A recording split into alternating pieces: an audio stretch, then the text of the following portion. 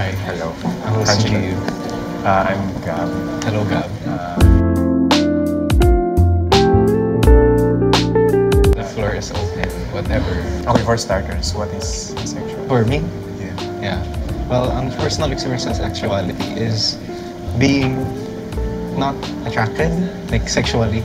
Like, alam mo yung sinasabing lukso ng dugo ng mga like matatandang Pilipino na pag ang lalaki nakikita ng babae, ano, may lukso sila ng dugo, na gusto nila, ganun. Like, personally, hindi ko yung na-experience. Okay. Tapos, like, ang nangyari lang sa is aesthetic attraction. Ayun lang yung definition ko when it comes to being attracted by things. Like, oh, that looks pretty, but Like, I don't- platonic lang. hindi na siya platonic. Like, parang detached siya sa akin. Like, it's Detached. something na, okay, maganda tignan. I wouldn't see myself participating in it. Like, for example, like, may taong, ano ba yung mga nakikita na nagpapano? Like, para sa mga katandaan, pag may nakikita silang sexy na something, like, they want to, like, grope or, like, interact with that specific thing. Like, for example, sa akin, like, oh, that looks nice, it looks pretty, and that's it. Yun yung meaning ng asexuality para sa akin. Okay, I have a question. Paano mo na-discover na you are asexual? Asexual, like, Yeah. it's an entire pipeline. Kasi, like, originally, like, ever since I was, like, a young boy, na, like, with very feminine everything na madalas ay nakasarap ko. Like, I was even bullied in school na, like, bakla. Tapos, like, doon ko, di ba, I worked on it na parang, like, okay, like, I am not relatable to my peers. Na hindi parang same mga experiences namin. Na parang, ayun, like, even despite that, I was, forced to perform masculinity, pero not to the extent na yung mga magulang ko, like, very upon me, like, enforcing das masculine aura. Like, hindi naman sila ganun, pero, like, there are other things that influenced it. And, like, ayun, growing up, I thought I was, like, bisexual. Ang nagpa-realize sa akin is, like, the 1975, Halsey, that entire Tumblr music. Yeah, music. Like, it was the 1975 girls, and it was Charlie XCX's boys, funnily enough. Tapos, like, doon ko na, oh, that's nice. It was, like, a relationship of mine that made me realize it na, Yeah, like introspective. oh, introspectively, and at the same time, during the relationship, I was like, there's something na, well, bakit parang it isn't what you call normal, or in a sense is, it isn't heteronormative, even with that jargon, na hindi siya common experience na nararamdaman ng tao when it comes to, like, relationships. Tapos, ayun, doon ko na-realize, like, oh, like, going forward with that, like, very recently, hindi man very recently, it's been, like, 2 years, ever since I realized I was, like, asexual. Pero, like, doon ko pa lang na-embrace yung label. Meron ka bang naging relationship before you consider yourself? Yeah. Yeah, kasi it's part of, like, discovering yourself Gets. na kailangan mong to explore and, like, meet new people and new perspectives. Kasi, like, eto, like, growing up, kasi ang high school ko is Science High School. So it was very high pressure, high tension. It didn't allow me, like, compared to my peers na, like, grade 8, grade 9, like, they were already getting it on with the hormones, like, growing up. Parang na-realize ko, like, the hormones were there, pero I was never instilled or, like, wala. I didn't act upon it, kumbaga. Like, rather than discovering yourself, discovering other people's body, like, I wasn't interested in that, in a sense. Like, pero, like, if I'm currently in a relationship right now with an allosexual partner. Allosexual means, sila yung mga makonsider na normal, sila yung opposite ng asexual. Sila yung, parang asexual and allosexual. Allo? Allo. A-L-L-O. Sexual. Okay, that's new to me. Yeah, kasi jargon, hindi naman siya jargon, pero siya yung term when it comes to social sciences when referring to people who are not asexual, allosexual.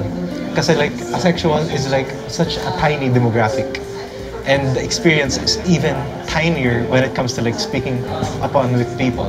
Like, yung thesis ko at the moment, kasi ako ay literature student, and my thesis is about asexuality and its representation in selected songs.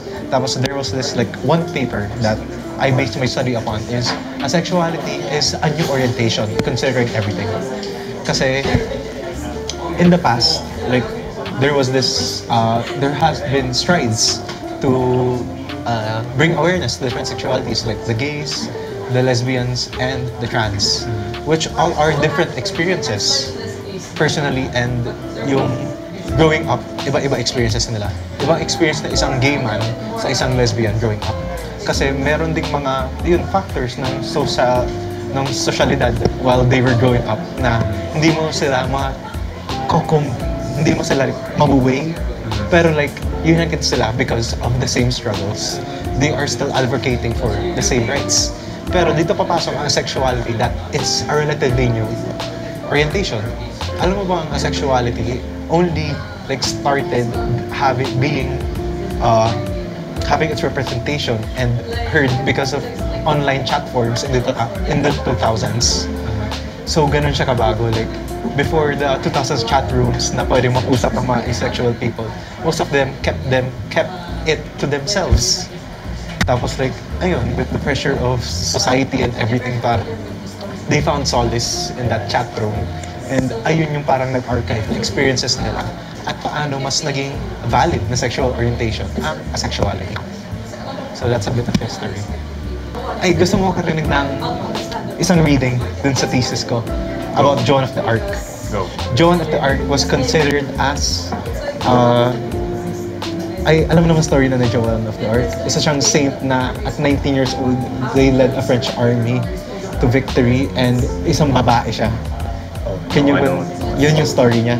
Joan of the Arc was like a French woman who was 19 years old, and ang nangyari is she led a French army to victory against, I forgot what army was it against.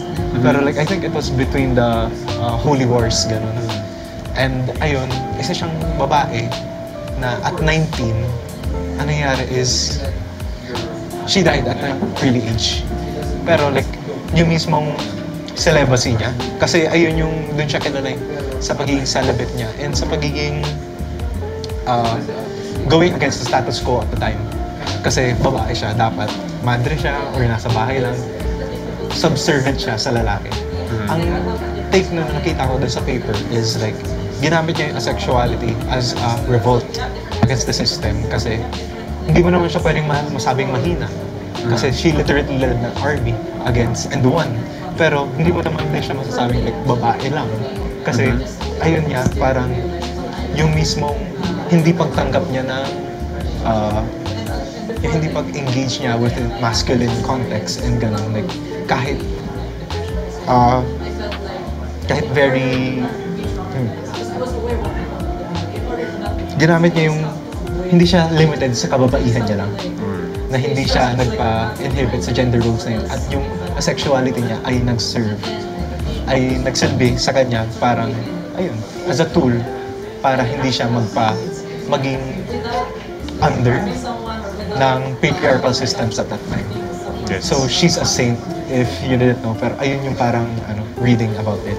Tapos like nabasa ko yung parang oo nga no, like there has been so much Catholicism in this sort of orientation. Kaya ayun, napaisip din ako. Siguro magandang sulatan din siya.